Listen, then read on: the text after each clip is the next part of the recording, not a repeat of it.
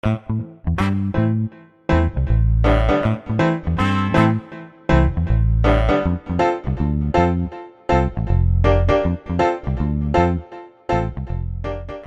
part of our social history in 1970s Britain, we can't get away with looking at the cars that we drove around during that era.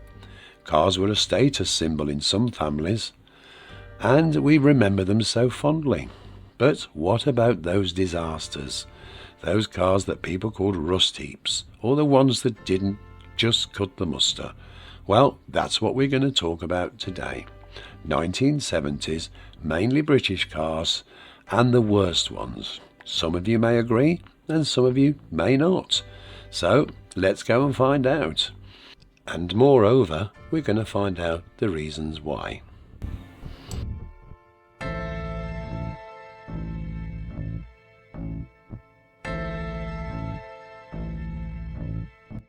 But let's begin before, with that typical driving experience that we had in the 1970s. First of all, no power steering on many, so driving was more physical and harder work. No ABS braking, wing mirrors that probably had to be moved by hand, the father asking the son to move the wing mirror until they could actually see what they wanted to see. And as far as entertainment was concerned, it was just a radio. Or if you were posh, a radio cassette, or more fashionably, a radio and an 8-track player. Ashtrays were provided in cars as well as cigarette lighters. The seats were vinyl made of plastic, which in the summer was quite hot and in the winter freezing. And not forgetting those very noisy engines. But how we loved those cars. And let's not forget the lack of air conditioning in the summer, and how freezing cold they were to drive when winter dawned. Number 1, the Austin Allegro, produced in 1973. The car was most memorable for its quartic style steering wheel, a sort of squarey roundy thing, and it was designed to enable people to see through it, so therefore they could see more of the dashboard through the wheel. But many people criticised this, and later on in years they decided to make it the round wheel instead. The car sold very well in its early years, but it had a lack of rust protection, so the bodywork didn't last very long before it needed to be repaired or replaced. The Allegro was produced by British Leyland, and it was equipped by a different style of suspension using hydrogas instead of springs. Hydrogas was a fluid-filled suspension device, in order to give a more comfortable ride. Research shows that this was a rush design by British Leyland and therefore had many reliability issues. The Allegro was originally available in a 1 litre and a 1.57 litre engine, but had notably no hatchback, just a boot. But people will fondly remember these square door handles. Albeit the car was mocked in its day, it's very much remembered as a nostalgic vehicle. The Austin Allegro ceased production in 1982 and was considered part of the downfall of British Leyland. The car itself was labelled the Flying Pig, but do you agree with this? Did you own one? Maybe you could tell us your experiences in the comments. Car number 2, another British Leyland car, the Morris Marina, manufactured in 1971. And it was produced to rival the Ford Cortina, which was very, very popular at the time and still fondly remembered today. And have you seen those prices of a vintage Cortina nowadays? The Morris Marina was to replace the Morris Minor, which was manufactured as early as 1948. But it had to go, apparently. Even though the Morris Marina was often called the worst car ever made due to its cost, it sold relatively well in the 1970s both throughout Britain and internationally. The car had 2 engine sizes, both 1.3 and 1.8 litre, which became a very popular sell to buyers. The car was deemed harder to handle. The gearbox was notorious for breaking down. The car itself rusted very easily, and it was another rush performance by British Leyland, who had been thwarted by many strikes and the threat of bankruptcy. The engine itself was out of date and copied a lot of its details that were in the previous Morris Minor car. The car itself didn't look anything wonderful. It was just an ordinary family saloon. However, it was designed for easy repair, which made it much better than its foreign counterparts or foreign competitors. But the wonderful thing about the cars back then in the 70s, they were built so they could easily be repaired to the point where if you had the know-how, you could simply buy the parts and simply repair the car yourself. Well, I say simply, but you had to know a bit about them, which is very unlike today, where all cars have to be hooked to a computer and always have to go to the garage. They're designed that way, aren't they? The Morris Marina ceased production in 1980. Car number 3, the Robin Reliant. This iconic three-wheeler car was produced in 1973, and it was economic. It could run over 70 miles to the gallon, with a top speed between 75 and 85 miles an hour on average. It was lightweight due to its fiberglass body, and one could actually drive this with just a motorbike license. So far so good. So why did people call it the plastic pig? It's difficult to find out what people didn't like about this car, apart from the fact that it had 3 wheels, and many thought at high speed the car was unstable and was susceptible to being toppled over. This was ridiculed in this manner in a program by the BBC called Top Gear. However, it was later revealed that the car was counterweighted in order to make this happen more often. The fiberglass body was fragile, and although rust-proof, was susceptible to fire. So the car was ridiculed of its look also because of its small size when trying to drive and could only accept 1 passenger. Now we all know that British TV comedy Only Fools and Horses that made the car iconic in a yellow colour and the advertising of Trotter's Independent Traders. So did it deserve the name the Plastic Pig? It was so economical with its 700 to 1000 cc engine. It was nippy and quite easy to handle, and now goes down in history as an iconic car. So, if you have ever owned one of these cars, please let us know your experiences in the comments. The Robin Reliant ceased production in 2002, so that's quite late. Car number 4, the Triumph TR7. This car came off the production line back in 1975, and it seems that earlier models were less loved than the later ones, which were much more improved. The TR7 was considered a sports car with its 2-litre engine with 8 valves, but was also considered too slow to be called a sports car. It seemed that British Leyland were at it again with their poor performance due to issues of cars being deemed quite shabbily put together and prone to rust, and many electrical issues in the earlier models. The car had a reputation of a chassis waiting for a decent engine, although it did have a top speed of 135 miles an hour, and the car could run 35 miles to the gallon and would reach 60 miles an hour in 7.7 seconds. In my opinion, that's not too bad, but I must confess I know very little about these cars, so let's go and do some more research. Well, the front bumper was notorious for dropping due to being fixed on by rubber mounts, which would rot, but was easily changed later and became more stable.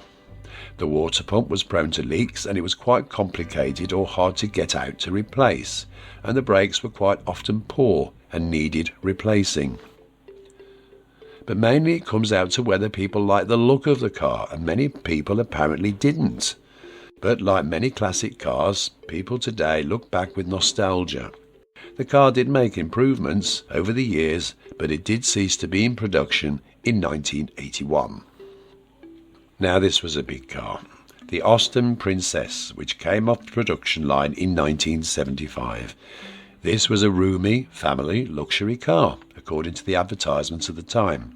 The car was available in 1.8 and 2 litres with 4-cylinder engines, and a 2.2 litre with 6-cylinder engines.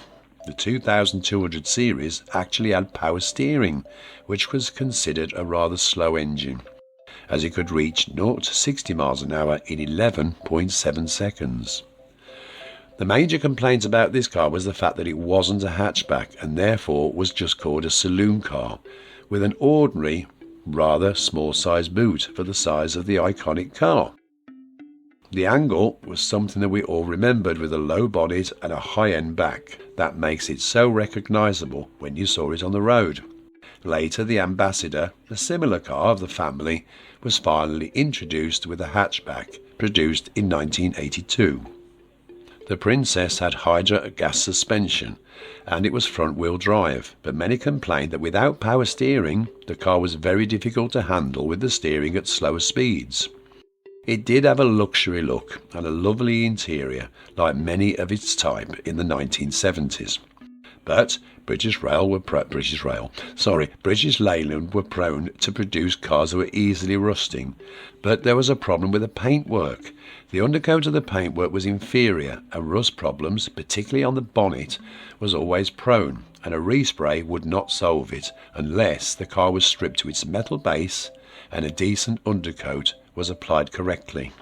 Other cons of the Princess were firstly its fuel consumption, which on average only gave out 20 miles to the gallon due to the car and its weight. And for its time the gearbox was outdated with just 4 gears, or 3 gears in an automatic, which led to high engine strain on long motorway journeys. But the car will always be remembered for its massive interior space compared to its rather small footprint. And like many cars we've mentioned, whether you loved them or hated them, there will be a lot of people that would love to see or own one today. Number 5 is the Ford Pinto, which was introduced in 1970. This was a compact car which was believed to have been rushed onto the markets due to many car manufacturers releasing new models around this time. After all, it was the 1970s, and the early part of the 70s saw the British purse with spare cash, and car manufacturers wanted to cash in on this. First of all, it has to be said that the car was fuel efficient and a decent performing machine. However, as we've already mentioned, the car was prone to rust, as we see most of the 1970s cars. There must have been a lot of rust on them motorways. It seems that the parts were simple and easy to repair. So what were the cons of this particular car? Well, the most remembered thing was the arrangement of the fuel tank at the rear of the car, which was poorly protected and prone to leakage. If the car was hit from the rear, then the engine could burst into flames, which led to a lawsuit in the late 1970s and the early 80s, costing the company millions of pounds in compensation. And other major complaints were the weak seat belts and the out-of-date lighting inside the car. Next is number 6, and it's the Triumph Stag. The car was introduced in 1970, and to me it had an Italian look. Sporty looking, the convertible had a 3-litre V8 engine and sounded great due to its exhaust. However, it had its problems. One of the major problems with this car was overheating, which mainly led to the gasket failure. Moderations did save the car's life. Again, typical 1970s problems with rusting issues were problematic. And as well as that, it had a timer chain stretch issue, which meant that the chain had to be replaced every 35,000 miles or so. Along with part issues, not so much the parts but the replacement of the parts became difficult due to how they were placed inside the car, making repairs more complicated and expensive. When driving at high speeds, people complained of what they call cowl shake, which is a vibration of the car due to the steering being rather woolly. People would notice that when steering, the steering wheel itself was vibrate when travelling at high speeds. But this was not classed as a mechanical problem, more of an inconvenience at the time. But it has to be said, it was a fantastic looking car, and it cruises very well, and it looked rather racy.